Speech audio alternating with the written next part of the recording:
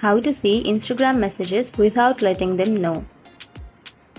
So if you want to see the Instagram messages without letting the other person know, then first of all, what you have to do is, like for example, if you want to see an Instagram message, then what you can do is you have to turn your Wi-Fi off, and then you have to turn your aeroplane mode on, and after that you can simply open up the message.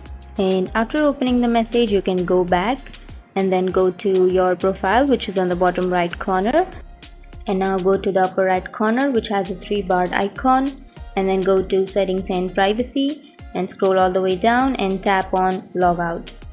And after doing that, remove the Instagram application, and then you have to wait for a while, and after waiting for 2 to 3 minutes, you can open up your Wi-Fi and then you can use your Instagram account.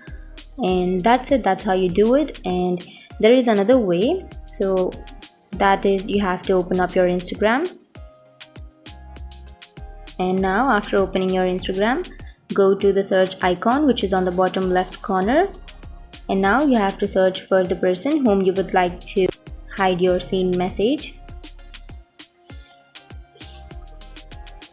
And after choosing the person, go to the upper right corner, which has the 3 dots icon, and then go to restrict and then tap on restrict account.